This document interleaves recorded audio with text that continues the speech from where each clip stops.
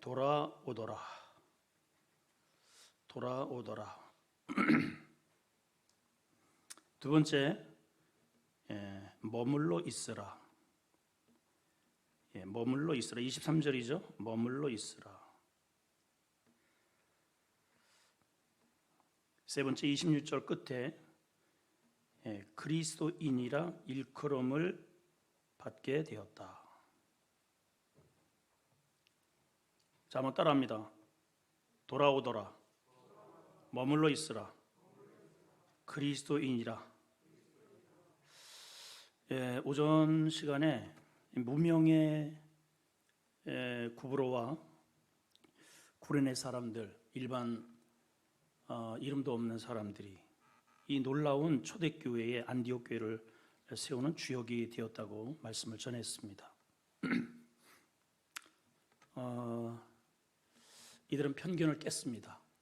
그리고 자신들이 신앙생활을 했던 그 짧은 기간 동안에 아주 임팩트 있는 그러한 말씀의 훈련과 공동체 의식을 가지고 교회가 핍박이 주어지고 흩어졌을 때에도 전혀 믿음이 조금도 흐트러짐 없이 오히려 흩어지는 곳곳마다 다니면서 복음을 전하고 결국은 안디옥 교회를 태동하는 주역들이 될 수 있었습니다. 자, 오늘은 두 번째, 교회의 성장 비밀을 아는 사람들이라는 제목으로 오늘 함께 말씀을 상고하면서 은혜를 받기를 원합니다. 자, 오늘 첫 번째, 주께 돌아오더라 그랬습니다. 성장 비밀의 첫 번째의 열쇠는 주님께 돌아오는 것에서부터 출발을 한다는 겁니다. 주께 돌아왔다는 것은 어떤 의미냐면 그냥 교회 다닌다라고 하는 의미, 그 정도의 의미가 아니고 지금 이 당시 헬라 문화권에 있는 사람들에게 있어서 예수님을 믿고 교회를 다니다는 건 굉장히 위험한 일이에요. 그죠? 핍박이 있고 신앙생활을 마음대로 할 수 없는, 지금 뭐 북한도 마찬가지고 중국에서도 교회를 다 부셔버렸잖아요. 십자가 다 떼고 없어요. 다니긴 다니지만 이제는 국가에서 운영하는 종교국의 지시를 받고 절대 이 복음의 진리, 예수 그리스도의 진리를 전부 다 빼버리고 일반화적인 도덕적인 그런 설교로 그렇게 허락을 한 것입니다. 더군다나 지금 이 당시가 그러한 것이죠. 자, 그러므로 주께 돌아왔다는 것은 어떤 의미냐? 지금까지 이 사람들이 살아갔던 삶의 가치관과 방향을 바꿨다는 거예요. 이게 유턴을 했다는 겁니다. 터닝 포인트를 맞았다는 겁니다. 안디옥 이 지역에 있는 이 당시에 사람들도 나름대로 전부 인생관이 뚜렷했습니다. 오전 시간에도 제가 잠깐 말씀을 언급을 드렸지만은 이들이 가지고 있는 인생관은, 철학관은 뭐냐면 헬라 철학으로 똘똘 뭉쳐 있는 사람들이었습니다. 이들의 특징이 끊임없는 많은 지식을 추구해요. 많은 서적을 읽고 많은 지식을 쌓고 그것으로 정신적 쾌락 상태에 이르러서 삶의 이러한 여러 가지 현상적인 고뇌를 초월하는 이데아적 세계관. 그래서 이런 사람들을 소위 철학자라고 하죠. 그리고 가장 사회에서 존경받는 사람들, 많은 제자들을 거느리고 있었고 모든 사람들이 그 사람들을 부러워하고 있었던 것입니다. 자, 그런데 이들의 이렇게 많은 지식이 있고 철학이 있고 인생이 이렇게 감롯을박할 정도의 해박한 지식을 가지고 있는데 문제는 뭐냐? 답이 없는 거예요. 답이. 이 사람 말이 다르고 저 사람 말이 다르고 그 나름대로 다 철학은 있는데 한마디로 개똥철학이에요. 개똥철학. 답이 없는 지식을 쌓으면 쌓을수록 육체든 정신적이든 만족과 쾌락을 추구하면 할수록 오히려 영혼이 컬컬해지고요. 더 갈증만 나고요. 허탈하고 허무하고. 그래서 서로 모여서 감롯을박 이 철학적인 논쟁을 이제 시작하게 되면 논쟁만 끊임없이 있다가 결론이 없어요. 그냥 공허한 학문의 한계 상황에 늘 도달하게 된단 말이에요. 그래서 이론이 계속 바뀌는 거죠. 계속 그 다음 세대가 그 선생님한테 배우고 나서 이거는 이런 게 부족하니까는 나는 이것을 추구할 거야. 그래서 전부 스승에서 배운 이 밑에 제자들은 스승의 학문을 배우고 나서 그 스승의 학문을 뒤집어 버려요. 여러분, 모든 철학은 다 그래요. 왜 그럴까요, 여러분? 답을 제공해 주지 못하기 때문에 그렇습니다. 자, 그런데 이들이 복음을 듣게 됩니다. 예수 그리스도의 가르침을 받게 되는 거예요. 진리를 알게 됩니다. 이 복음은 일단은 복잡하지가 않아요. 이 책 전체를, 이 철학자들이 책을 어마어마하게 읽거든요. 많은 서적들을 소화를 해내면서 많은 지식을 쌓아서 거기에서 나름대로 자기의 체계를 합리화시켜 가지고 그렇게 해서 이제 전개해 나간단 말이죠. 그런데 이 복음의 특징은 여러분, 이 수많은 성경을 다 알지 못해도 한 구절만 딱 알아도 구원받아요. 주 예수를 믿으라. 너와 네 집이 구원받는다. 영접하면 하나님 자녀 된다. 이거 얼마나 심플합니까? 근데 그 간단한 그 메시지에 이게 생명이 있더라 이 말이에요. 기독교의 이 복음, 이 진리는 이게 꼬여 있지가 않아요. 아주 분명하고 확실하고 그리고 진실해요. 분명한 길이 보여요. 근데 그거는 진리예요. 그리고 가면은 생명이래요. 그래서 주님이 그러시잖아요. 내가 곧 얼마나 간단합니까? 이 세상이 왜 창조되었는지, 누가 창조했는지, 왜 창조했는지, 내가 이 땅에 왜 왔는지, 인생의 모든 철학은 이거를 풀어가는 거잖아요. 이 세상이 어디에서 비롯됐느냐? 처음에는 사원소설이다. 아니다, 물이다, 불이다, 뭐 먼지다, 흙이다, 뭐 별의 별 아니다. 이 세상은 하나의 코아에서 시작됐다. 또 아니다, 그럼 원자다. 그 안에 또 쿼크다. 별의 별 이론들이 계속해서 그 제자들에 의해서 바뀌어지고 지금도 답을 못 찾습니다, 여러분.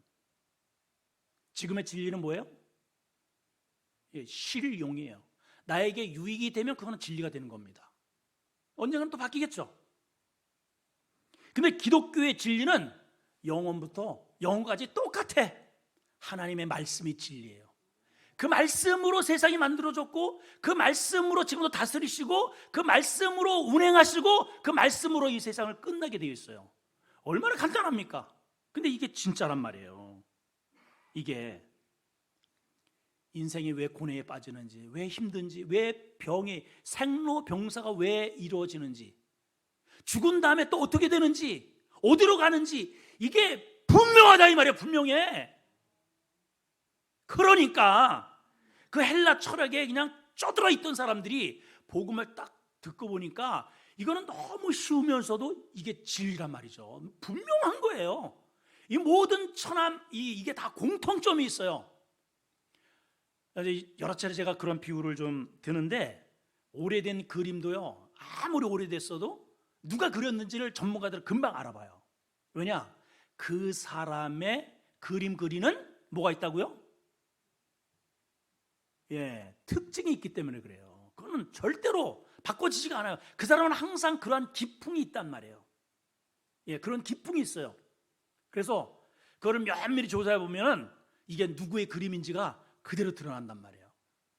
이게 이 공중에 날아가는 새든 하늘이든 지상이든 바다든 우주든 똑같이 연구를 해보면은 이게 한 분의 작품이라는 게 금방 드러나. 금방. 자, 제가 금방 쉽게 한번 해볼까요? 자, 바다 물 속에는 공기가 필요 없을 것 같아요. 그죠? 그래요, 안 그래요? 근데 바다 물 속에도 공기가 있어야 살아. 희한하잖아요, 여러분. 물 속에 있는 물고기도 호흡을 해, 세상에. 사람과 전혀 달라. 그런데 물고기 뱃속에 먹는 게 있고, 눈이 있고, 귀가 있고, 듣고, 느끼고, 그 속에 심지어는 피가 있어. 피가. 공중의 새, 우리하고 전혀 달라요. 그런데 공중의 새도 말하고 세포가 있고 옷만 좀 다를 뿐이지 이게 똑같아요. 기능이 입이 있고 눈이 있고 그 안에 다 내장이 있고 소화기관이 있고 피가 있어요. 짐승도 똑같아. 식물도 똑같아. 식물도 태양을 받아야 되고 호흡을 하고 양식을 먹고 자라고 꽃을 피우고 인생이 태어나서 살다가 지는 거하고 똑같다 이 말이에요. 무슨 말이에요? 한 분의 작품이라는 거예요. 한 분의 작품. 성경에 딱 기록되어 있잖아요. 태초에 하나님이 세상을 만드셨다. 뭐 이렇게 복잡하게 얘기해. 책을 갖다가 이따시만하게 읽어도 해결이 안 되는 이 헬라 철학자들이, 이 사람들이 이 복음을 딱 한 소절 듣고 오케이 하면서 터닝 포인트 한 겁니다. 주께 돌아온 거예요. 아멘. 우리 여러분들이 이런 역사가 일어나야 됩니다. 그리고 이것을 아는 이 소수의 사람들이 그 지역을 뒤집어 버린 거예요. 여러분 이걸 안다면 여러분들이 이미 가만히 있으면 안 돼. 아직도 저 세상을 향하고 있는 사람들에게 여봐요. 좀 어디가 일로 와. 거기 가면 죽어.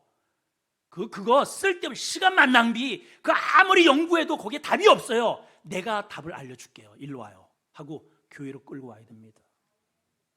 이 사람들이 실제로 그렇게 한 거예요. 실제로 우리는 이런 것을 알아요. 근데 말해요 안 해요? 안 해.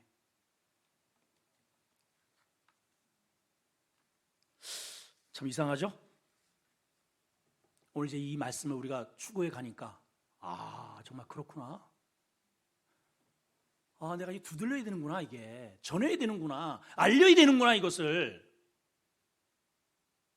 그거 하라고 하나님이 우리에게 직분을 주시는 겁니다. 여러분 그거 하라고 직분을 주시는 거예요. 두 번째는 이들의 두 번째 특징이 뭐냐? 흔들리지 않는, 돌아왔습니다. 그러고 가서 이 돌아온 이 사람들에게 바나바가 한 일이 있어요. 그게 뭐냐? 주 안에 딱 서서 흔들리지 마라. 자, 23절을 읽습니다. 시작. 그가 이르러 하나님의 은혜를 보고 기뻐하며 모든 사람이, 여기서 그는 누굴까요?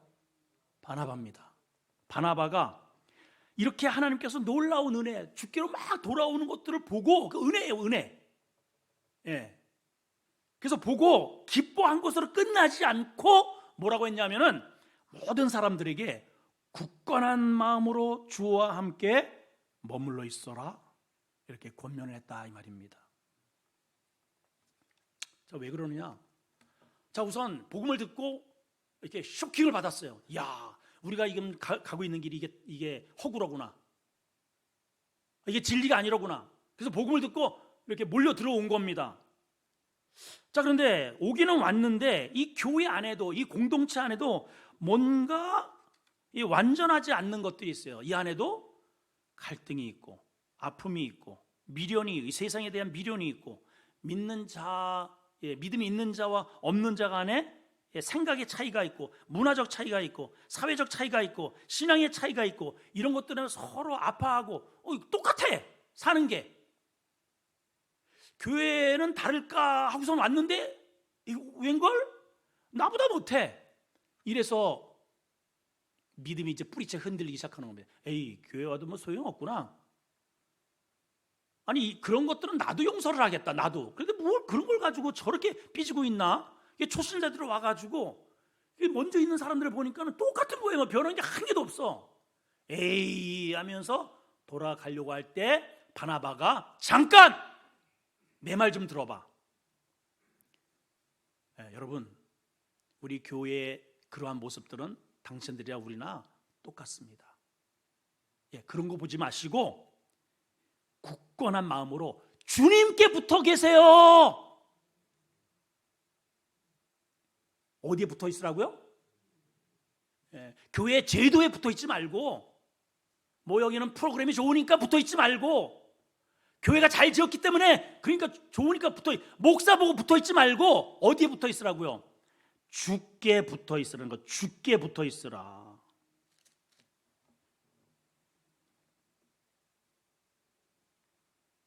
십계명 1계명이 뭐냐면은 너는 나 외에 다른 신을 네게 있게 하지 말라.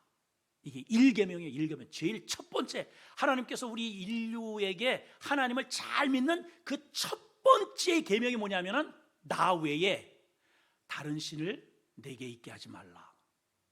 우리 예전에 그 말씀에 대해서 우리 다니엘 기도회 때 어느 목사님이 그런 말씀을 하셨죠.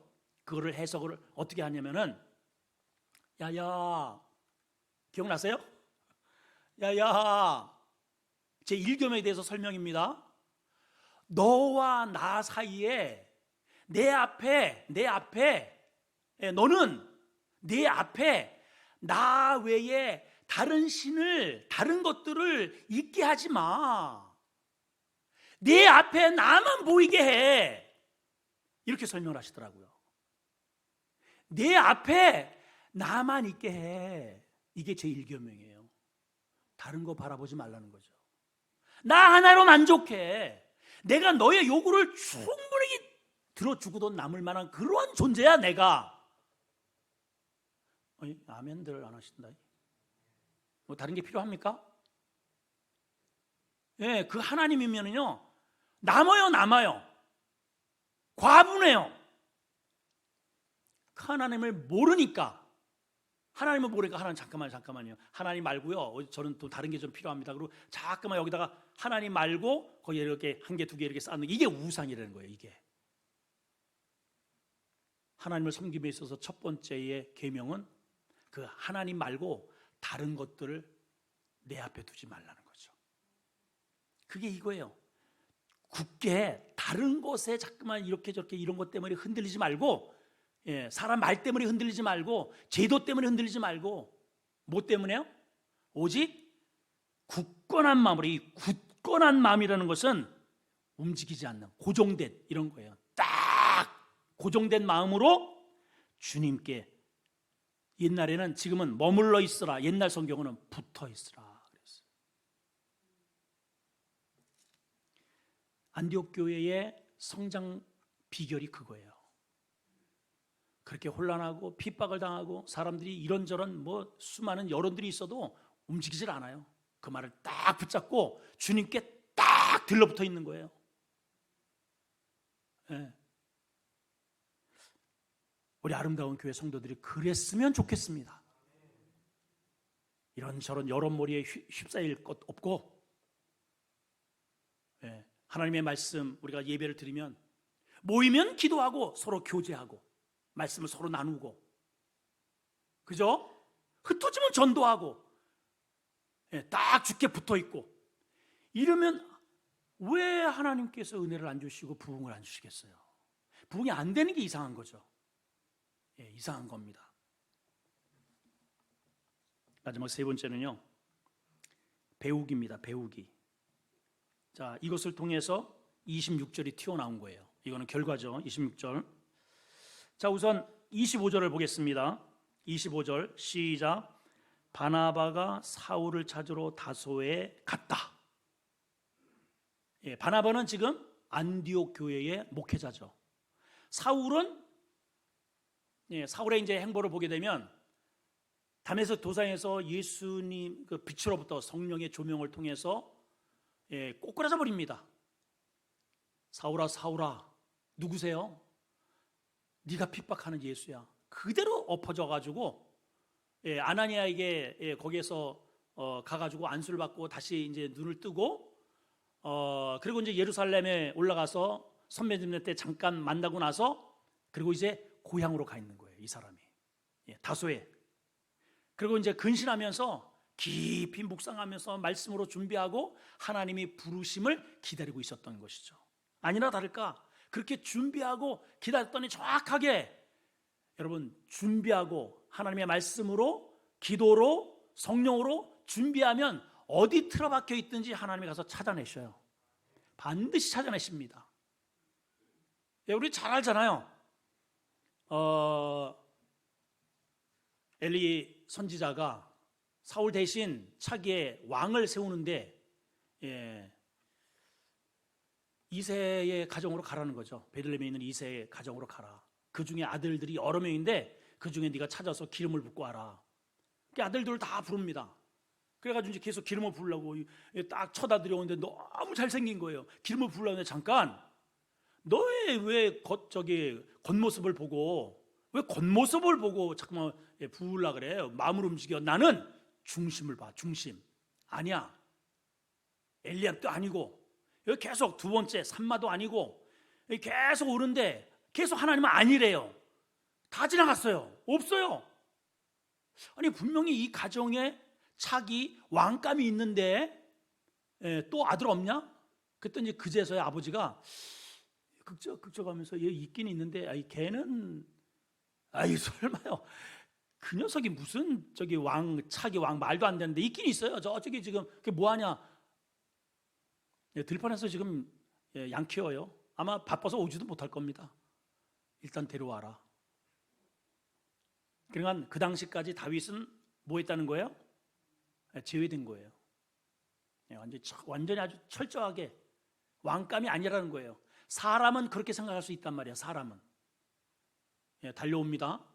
그랬더니 성경에 이렇게 표현되어 있어요. 다윗이 뛰어오는데 얼굴이 붉고 눈이 빼어나고 아름답더라. 여러분, 다윗의 직장은 어디냐면은 한낮에 떼약볕에 그 뜨거운 태양을 그대로 하루 종일 1년 내내 받고 사는 그런 존재입니다. 태양을 이렇게 계속 받으면요, 여러분 그 외국 사람들 가면은 가만히 이렇게 얼굴을 들어보면은 죽은 깨가요 타닥타닥타닥타닥 붙어 있어요. 여러분 그런 거 보시죠? 외국 사람들 특히 이렇게 더 더운 지방에 있는 사람들 이렇게 보면은요, 이 온통이 얼굴이 그 피부가 완전히 상해가지고 완전히 죽은 깨로 뒤덮여서 다윗이 그래요. 꼭 꾀죄죄해가지고 세수를 제대로 했겠습니까? 뭐 머리를 제대로 감았겠습니까? 그냥 또 뛰어오냐고 막 그냥 계속 뭐 옷을 제대로 갖춰 입었겠습니까? 오라 그러니까 뭐 뭣도 모르고 그냥 온 거예요. 왜 오라 그러는지도 모르고 아버지가 오라니까 왜 오라 그러지? 그러고 그냥 떼꾸중머리 꾀죄죄 해가지고 그냥 그러고서 오는데 선지자 눈에는 아름답게 보여. 하나님의 눈에는 그게 아름답게 보여요. 그게 다른 거예요. 그럼 뭐가 아름다울까요, 여러분? 자기 양도 아니에요. 아버지 양이고 재산을 분배할 때 형이 절반 가져가고 그 다음 형이 또 절반 가져가고 그 다음에 또 절반 가져가고 뭐 양새끼 몇 명도 수고했다 해가지고 그 자기 양 될 거 몇 마리 되지도 않아요. 그런데 그 양을 어떻게 키워요? 죽을 똥 살 똥 그 양을 관리를 해요. 누가 보는 사람도 없어요. 근데 하나님이 보신다고 생각을 하는 거예요. 이야, 이거 대단하잖아요? 아니, 본인이 고백을 하잖아요. 나중에 왕 앞에 너는 안 돼 하니까 너는 안 돼. 너무 어려. 아니, 왕이시여, 제가 광야에서 아버지의 양을 키울 때 사자가 나타나서 물고 가잖아요? 그러면 제가 쫓아가가지고 입을 찢고 그 사자 새끼를 꺼내왔어요. 하나님이 나를 그렇게 도우셨어요. 고음을 내가 때려 눕혔어요. 하나님이 나를 도우셨어요. 근데 하물며 저런 할례도 받지 못한 저런 놈이야. 식은 죽 먹기죠. 그 광야에서 이렇게 훈련되는 것을 하나님이 보시고 너 일로 와 해가지고 부르신 거예요. 여기 지금 사울이 그래요. 사울이. 따라합시다. 준비하자. 여러분, 평소에 집에서 큐티하면서 말씀으로, 묵상하면서 말씀으로 그렇게 내 마음을 내려놓으면서 무명이지만 그렇게 하나님 앞에 가까이 그렇게 가는 사람 절대로 하나님이 그냥 놔두지 않아요. 반드시 불러서 그 자리에 앉히십니다. 반드시 그렇게 하셔요. 반드시. 자, 그래서 바나바가 이제 사람들이 막 꾸역꾸역 모여드니까는 혼자 감당이 안 돼서 누구를 찾을까 보다가 그렇지, 바전도사님. 그래가지고 다소에 가서 바전도사님, 나도 바목사입니다. 바나바잖아요. 바식끼리 모였어요. 바식끼리. 나도 바신데 우리 교회 가가지고 같이 성도들 좀 우리 목회했으면 어떻습니까? 그렇게 해가지고 정중히 모셔와서 1년간 큰 무리를 뭐 했다고요? 가르쳤다는 거예요. 가르쳤다. 여러분, 교회의 부흥과 교회의 탄탄함은 다른 데 있지 않아요? 이렇게 믿음으로 준비된 팀워크, 준비된 사역자들, 제자화, 그렇게 해서 집중적으로 하나님의 말씀이 잘 토착화될 때에 그 교회가, 그 성도가 탄탄해지는 겁니다. 아멘이죠? 여러분, 아멘이죠. 자, 사울을 찾으러 다소에 가서 26절 시작. 만남에 안디옥에 데리고 와서 둘이 연합했죠. 팀 사역을 합니다. 뭐예요? 교회에서 1년 동안 모여 있어서 큰 무리를 가르쳤고 제자들이 안디옥에서 비로소 그리스도라 일컬음을 받게 되었다는 겁니다. 우리의 신앙생활은 어떻게 보면 끊임없이 배움의 연속이에요. 어떤 경우에는 이제 우리 교회에 전부 다 초신자로서 이렇게 전도되어 가지고 여기에서 처음으로 믿어 가지고 교육받고 세례받고 그런 분들도 간혹 계시지만은 지금은 이제 이사 때문에 이렇게 와 가지고 새로 등록을 하고 이런 분도 또 많이 있잖아요. 이렇게 이동하는 인구 때문에 또 이사 때문에 그러다 보니까 이제 다른 교회에서 이미 훈련들을 다 거치고 오신 분들도 있어요. 그러면 여기서 또 이제 양육을 받는다면 일단 부담스럽잖아요. 이게 뭐 거기서 다 할 거 내가 다 했는데 제자 훈련을 다 했는데 여기서 또 이거를 하라고 하니 부담이죠. 부담이에요. 그런데 여러분, 하나님의 말씀은 희한하게 하면 할수록 새로워요. 연속극은 예를 들어서 뭐 세상의 모든 아무리 유명한 영화든 뮤지컬이든 뭐 드라마든 한 번 본 거는 또 보고 싶어요? 뭐 한두 번은 더 볼 수는 있어요. 한두 번 정말 유명한 영화는 한 두 번, 세 번까지는 본대요. 근데 그거를 또 보고 또 봐야 이미 아는 거. 요 다음에 싸운다, 요 다음에 빠진다, 그걸 뭐 건져줘. 그리고 살아. 쟤네들 결혼한다? 재미가 없어.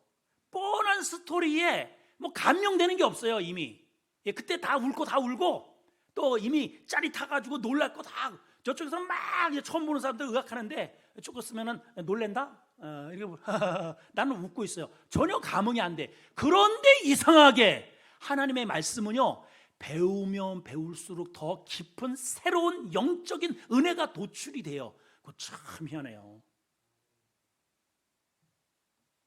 그러니까 목사님 저 다른 데에서 다 배웠습니다. 그거는 교만입니다. 하나님의 말씀은요, 절대로 우리가 죽을 때까지 그 하나님의 깊은 오묘한 진리, 성경은 뭐라고 하냐면 비밀이래요. 비밀. 복음은 철저하게 비밀이래요. 그래서 열면 열수록 새로운 문들이 계속 생겨요. 그걸 저를 보면 알아요. 제가 말씀드렸잖아요. 신약은 100번 정도를 읽었다고. 그리고 웬만한 우리 교회에서도 웬만한 그러한 유명한 본문들은 어떤 거는 뭐 한 여러 번 이렇게 설교를 한 것도 있어요. 그런 걸 보면은 여러 차례 이미 설교를 했더라고요. 근데 그거를 이렇게 보면은 제가 이 얼굴이 뜨끈뜨끈해. 아우 세상에, 아니 옛날에 어떻게 이걸 가지고 내가 설교를 했지? 그리고 그거를 싹 지우고 다시 컴퓨터에 앉아서 하나님 하면서 그 본문은 똑같은 거예요. 근데 전혀 다른 방향으로 하나님이 나를 이끌어 가시는 것을 한두 번 본 게 아닙니다, 여러분. 여러분, 특히 양육을 하는 사람들, 저도 제자 훈련을 하고 제 아내도 제자 훈련을 양육을 하잖아요. 제일 은혜를 누가 받는 줄 아세요? 누가 받을까요? 가르치는 사람이에요. 가르치기 전에 또 공부하고 이미 알잖아요. 근데 이렇게 말을 이렇게 선포하면서 하나님께서 순간순간에 새로운 은혜의 에너지를 그 덕에 자꾸만 삽입을 툭툭툭툭 이렇게 해줘요. 저도 이렇게 원고를 이렇게 준비를 하잖아요. 이렇게. 예. 이때에 하나님께서 저에게 주시는 그 인사이트가 있습니다. 근데 이 단에서 또 기도를 하면서 제가 이렇게 이걸 읽는 게 아니잖아요. 이렇게 안디옥 교회가 무명의 사람에 의해서 세워진 교회였고 오늘날 건물들이, 제가 이렇게 읽지 않잖아요. 이때에 썼던 그런 내용을 가지고 이제 볼 때는 여러분들이 거의 이것을 외우고 여러분들에게 이렇게 전할 때 여기에 맞는 비슷한 것들을 하나님께서 여기에서 따로 계속해서 공급을 해주시는 게 굉장히 많아요, 여러분. 그래서 하나님의 말씀은요, 배우면 배울수록 새로운 게 계속 솟아난단 말이에요. 아멘이시죠? 예. 그래서 제일 은혜 받는 말씀이 내가 잘 아는 말씀이에요.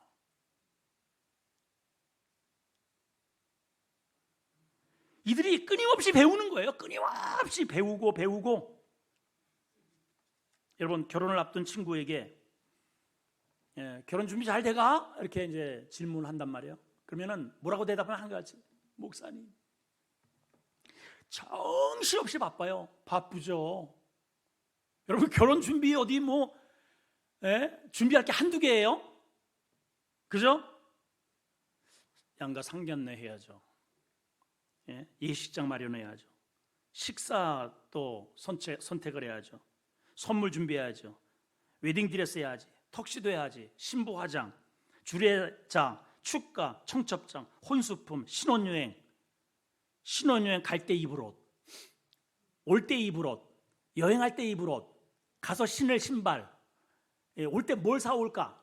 하여튼 빼곡히 몇 장씩 이렇게 적어가지고 그렇게 해서 결혼식을 해서 또 이제 어떤 결혼식에는 신부가 막 울더라고요. 그래서 신부가 왜 이게 좋은 날 결혼식을 하는데 왜 이렇게 울지? 그랬더니 화장이 마음에 안 든대. 아니 내가 보기에는 그 엄청나게 이쁜데 자기가 봤을 때는 화장이 마음에 안 드는 거예요. 그 결혼을 한 번 이렇게 쭉 지나가면 되는데 거기에 엄청나게 준비하고 투자하고 신경 쓰고 그 조금만 잘못되면 막 그냥 평생 속상해합니다. 근데 여러분, 결혼식도 그렇게 참 중요한데요. 사실은 그 결혼식은 그냥 지나가는 거예요. 그 결혼식은 원래는 그냥 두 사람이 옛날에 저희 아버님 어머니 시대에는 그냥 냉수 한 그릇 이렇게 떠놓고 주변 사람 친구들 이렇게 모셔다가 어른들 모셔다가 저희들 결혼합니다. 절하면 그게 결혼식이었어요. 그렇게 해도 전혀 무리가 없어요. 그분들 절대로 이혼 안 하고 지금까지 잘 살아요. 지금은 이렇게 화려하게 결혼식을 해놓고 신혼여행 가서 엄마 이 사람 아니야 하고 따라오는 신혼부부가 우리나라의 세계 1등이래요. 여러분, 뭐가 문제죠? 3년 만에 이혼하는 그런 확률도 우리나라가 1등이야. 아니, 왜 이렇게 호들갑스럽게 결혼을 해놓고 왜 이렇게 쉽게 이혼을 할까요? 결혼하는 것보다 더 중요한 것은 결혼 후에 어떻게 살 건가에 대해서는 신경을 안 쓰는 거예요. 여러분, 결혼 후에 두 사람이 서로 의견이 충돌될 때 이것을 어떻게 풀어갈 건가? 싸울 때 어떻게 해소할 건가? 물질적인 관념이 다를 때 이걸 어떻게 할 건가? 양가 부모는 어떻게 모실 건가? 직장과 또 물질 관리는 어떻게 할 것인가? 취미 생활은 어떻게 할 것인가? 하나님 어떻게 섬길 것인가? 애가 낳았을 때 이 아이를 어떤 식으로 키울 것인가? 여러분, 해결할 게 산적한데 이런 부분에 대해서는 단 한 장도 이런 거에서 준비를 안 해요. 그죠? 그게 훨씬 중요하잖아요, 여러분. 결혼 생활을 해서 살다 보니까 이런저런 부딪히는 게 이게 한두 가지가 아니더라고요. 이렇듯 여러분, 죽게 돌아오는 것은 누구나 할 수 있습니다. 자, 교회 가자. 누구라도 갈 수 있습니다. 그런데 그 사람이 그 교회에 뿌리를 받고 굳게 붙어 있어서 하나님의 영광을 위해서 그렇게 쓰임 받는 것은 마치 결혼 후 신앙 생활과 똑같은 거예요. 거기에는 사람들이 별로 투자를 안 해요. 별로 훈련받은 우리 좀 그 부분에 대해서 이 신앙 생활에 대해서 우리가 좀 진지하게 우리 목장 예배 드립시다. 아니 난 예배 드렸다고. 예배 드렸는데 뭘 또 가냐고. 나 저쪽에서 저기 훈련 받았다고. 뭘 여기 와서 또 받냐고. 여러분 거기는 거기고요. 예, 거기 시댁하고 친정하고 또 내가 직장을 옮겼을 때 저쪽 직장하고 이쪽 직장하고 분위기가 전혀 달라요. 전혀 달라요, 여러분. 새로 오리엔테이션을 해야 되는 거예요. 자, 여러분 잘 보세요. 어제도 제가 화산교회에 저기 많이 이 코로나 시대에도 엄청나게 사람을 세웁디다. 이번에도 저희들 많이 세울 것 같아요. 예, 장로 5분, 안수 집사 15분, 권사 27분, 예, 명예권사 9분, 예, 그렇게 세웠어요. 그래서 제가 이제 설교를 하고 축도를 하고 왔는데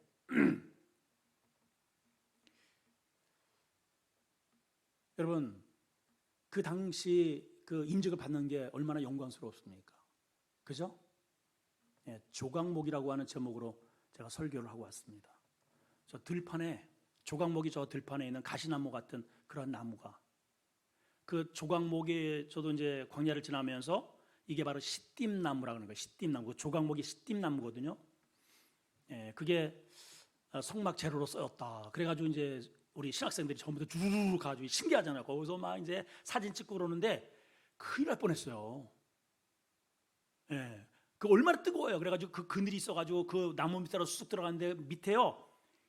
이 정말 거짓말 안 붙여가지고 이 손가락보다 더 큰 가시들이 그 밑에 뚝뚝뚝 떨어져가지고 완전히 밑에가 가시밭이야, 가시밭. 거기 털썩 앉았다가는 여기 엉덩이 다 찔려요. 그러니까 조각목이 알고 보니까는 가시나무더라고요, 가시나무. 왜 하나님이 조각목으로 만들려고 했나 봤더니 이유가 있더라고요. 저 세상 한복판에 가시로 잔뜩 이렇게 준비된 가시투성인 그러한 버림받은 같은 그런 인생 하나님 앞에 가지치기 되고 그렇게 선택되어서 와서 잘려지고 켜지고 껍질이 벗겨지고 그죠? 그리고 밑둥이는 두껍죠? 위에는 가늘어요. 이게 무슨 뜻일까요? 하나님은 똑같이 길이는 10규빗 그러니까 5m 정도 이게 이제 벽이 돼야 되니까 5m 정도 10규빗 그 다음에 폭은 1규빗 반 한 75cm 정도 되는 그러한 널판지를 이렇게 만들어 가지고 서로 세우라는 거죠. 이게 벽이 되는 겁니다. 그러면은 이 나무 하나가 밑에는 굵어요. 위에는 가늘어요. 그러면 똑같은 널판지가 하나가 나오려면 어떻게 될까요? 연결을 해야 되는 거죠. 너와 내가 나의 장점, 나의 단점을 서로 연결을 해야 되는. 저도요 마찬가지예요.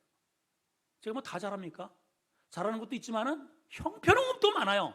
근데 우리는 뭐라는 거예요? 목사님이 그러시면 돼요? 아니 목사님 왜 저래? 아니, 틀렸네. 여러분 그게 틀린 답입니다. 그러기 때문에 여러분들이 필요한 거예요. 그래서 여러분들을 세우는 거예요. 그죠? 신학 시대에서도 여러 가지 구제하는 데 문제가 생겨서 이 사역자들이 선지자들이 사도들이 거기에 막 매어가지고 그거 옳지 않다. 그래서 그거는 저 성도들에게 맡기고 그래서 7 집사를 세운 겁니다. 다 할 수 없으니까. 말씀은 잘 전하지만은 행정은 약한 거예요. 이 부분은 강하지만은 어떤 부분은 약한 거예요. 그래서 그것을 약한 부분을 어떻게 하라고요? 손가락질하고 에이 이게 아니고 나의 또 잘된 부분, 강점을 이렇게 반대로 세워가지고 커버를 하면은 온전한 널판지가 되어서 교회의 벽이 된다 이 말입니다, 여러분. 그거를 잘한 교회가 안디옥 교회예요, 안디옥 교회. 끊임없이 배우는 거예요. 끊임없이 자기 배운다는 건 뭐예요? 나의 약함을 인정하고 끊임없이 하나님의 말씀으로 나를 거기에 던지는 것이죠. 던지는 거예요. 아멘. 우리 총신에 처음에 제가 이제 신대원에 입학을 하기 위해서 갔는데 이만한 돌판에다가 총신의 교훈이라고 해가지고 저렇게 써 있더라고요. 5가지가. 5가지 보이세요? 자, 한번 읽어보실까요? 시작. 교훈. 영어로 돼 있어가지고 잘 못 읽으시구나. 보이시죠? 아니, 보여요, 안 보여요? 보이죠? 자, 읽어봅시다. 시작. 신자가 되라. 학자가 되라. 성자가 되라. 그 다음에 저게 뭐예요? 전도자가 되라. 그 다음에 목자가 되라. 그렇게 돼 있어요. 그런데 다른 거는 뭐 학자가 되라, 성자가 되라, 뭐 그 뒤에 점점 가는 것들은 좀 이해가 되겠는데 첫 번째가 뭐냐면 신자가 되라.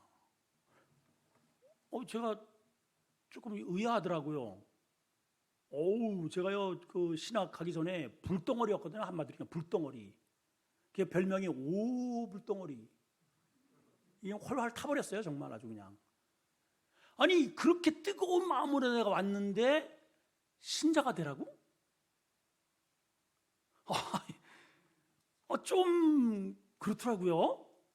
아니 안 믿는 저거는 뭐 평신도한테 저 교회에다가 걸어붙일 것이지 어떻게 신학교의 첫 번째 아이템을 신자가 되라 했을까 좀 의아를 했는데 그 뒤에 이제 공부를 했잖아요. 공부를 하고 졸업을 하고 또 끊임없이 지금 10년, 20년, 30년 이렇게 계속해서 말씀을 연구하고 계속해서 성경을 알아가면 갈수록 제가 제일 자신 없는 부분이 뭔가 했더니 신자가 되는 거더라고요. 신자가 뭐예요? 믿을 신, 놈자. 믿는 놈이 내가 돼야 되는데 내가 목사인데도요, 목사잖아요. 이런저런 문제가 생겼을 때 하나님이 잘 안 믿어져요. 여러분 믿는다는 건 뭐예요? 그걸 맡기고 그런 문제 앞에서 내가 초연해지고 그 부분에 대해서 정말 믿음으로 그 평정심을 유지할 수 있어야 되는데 이런 일에 뒤집어지고 저런 일에 뒤집어지고 막 그냥 이게 뒤죽박죽 완전히 롤러스케이트를 타고 있더라고요. 제가 이야 저 신자가 되는 게 쉬운 일이 아니로구나.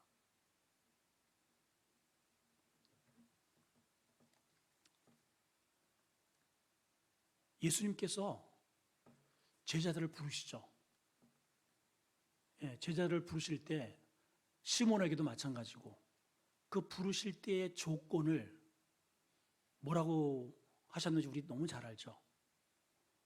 네가 나를 사랑하느냐? 이 다른 말로 너 나를 믿느냐? 이 말이거든요.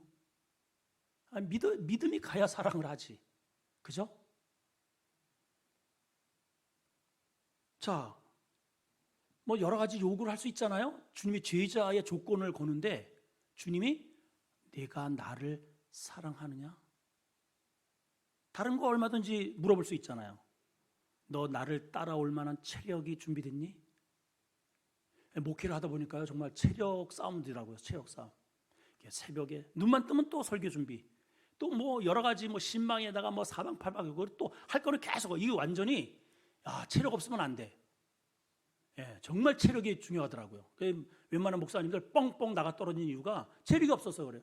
주님도 물을만 하잖아요. 너 나를 따라 많이 이제 돌아다녀야 할 텐데 너 체력 준비됐냐? 그죠?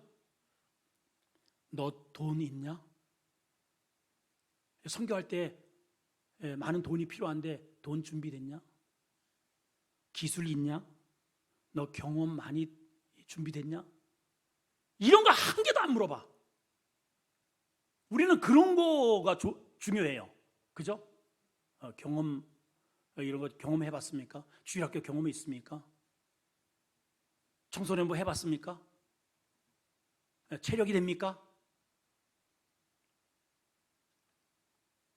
근데 주님은 딱 하나 물으시더라고요. 너 나 사랑하냐? 너 나 믿니? 이거예요. 신자가 되라. 너 나를 믿고 끝까지 나를 사랑할 수 있겠냐?